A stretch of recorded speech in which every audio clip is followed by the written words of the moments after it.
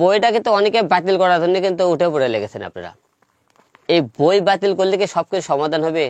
আসসালামু আলাইকুম guys, this is Ashraf. Welcome to আমাদের ভিডিও। কেমন আছেন সবাই? আশা করি সবাই ভালো আছেন। সো আজকে কবি হীরেন্দ্রনাথ ঠাকুরের কিছু বক্তব্য শুনবো, যে কিনা শরীফ শরীফার গল্পের যে একটা ভাইরাল টপিক চলতেছিল, ইসলাম বা ইমানের একটা পরীক্ষা চলতেছিল, সবাই যার যার জায়গা থেকে প্রতিবাদ করেছে।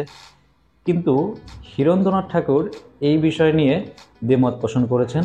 তার এই বইয়ের পাতা ছিঁড়া নিয়ে সেও বিভ্রান্তিকরের মধ্যে আছে।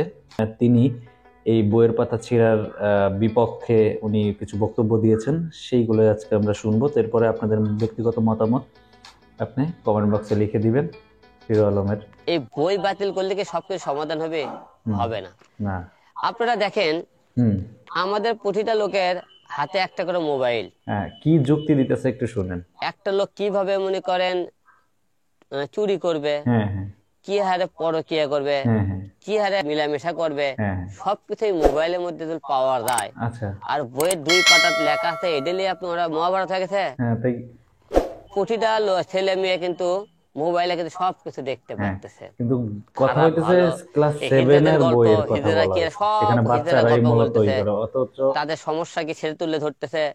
তো মোবাইলে এত কথা যে মনে করেন আমরা ইউটিউবে ফেসবুকে দেখতে পাই, হ্যাঁ হ্যাঁ এগুলো বন্ধ করেন না কেন আপনারা? হ্যাঁ হ্যাঁ এগুলো বাতিল করেন না কেন? হ্যাঁ ইউটিউব ফেসবুকে যে কন্টেন্ট গুলো দেখেন, এগুলো তো মনে করেন সেগুলোর থেকেও কি মনে করেন বইয়ে বেশি কিছু লিখছে?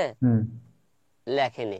তাহলে বই বাতিল করার আগে আমাদের ফেসবুক ইউটিউবে যে অশ্লীল যে ভিডিও গুলো আছে, যে অশ্লীল যে এইরকম শরীফাকে লাগেন হাজারো শরীফার এখানে কাহিনী যে দেখানো হয়, সেসব তো বন্ধ করা উচিত আপনাদেরকে।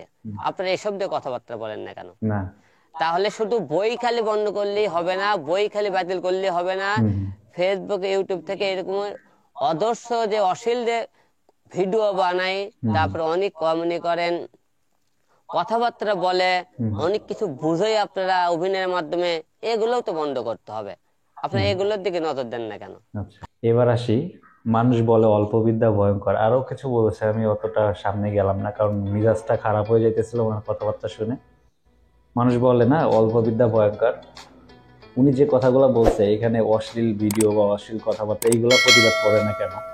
তো এই বইয়ের পাতার এই টোটাল জিনিসটাই হইতেছে দুই রকমের, একটা অশ্লীলতা আর একটা হইতেছে আপনার সমকামিতা নিয়ে এই বইয়ের ভাষায় প্রকাশ করা হয়েছে বইয়ের পাতায়। এইখানে ক্লাস 7-এ পড়া ছাত্রদেরকে যদি এখনই এই সমস্ত সমকামিতা শেখানো হয়, ওরা বড় হইলে কি করবে এটা ওর মনে হয় মাথায়, হীরেন্দ্রনাথ ঠাকুরের মাথায় নেই। আর অশ্লীলতার বিরুদ্ধে এগুলো তো আছে, এগুলো তো অন্য সাবজেক্ট। এখানে বইয়ের পাতায় সমকামিতা বা ট্রান্সজেন্ডারের বিষয়টা উল্লেখ করা হয়েছে, সেইটার প্রতিবাদ করা হয়েছে।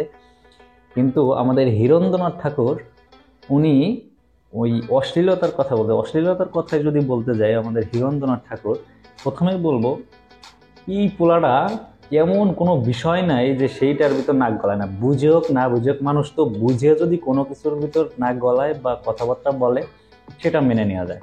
কিন্তু ওর মাত্রা এমনই মাত্রা, মাত্রাতিরিক্ত যারা গাঞ্জা সেবন করিলে যেটা হয়, ও তার থেকেও আলাদা কোনো কিছু। বুঝুক আর না বুঝুক, একটা যে কোনো একটা ইস্যু আসুক, সেই ইস্যুতে ওর নাক গলাইতে হবে, তাতে সেটা পক্ষে হোক বিপক্ষে হোক।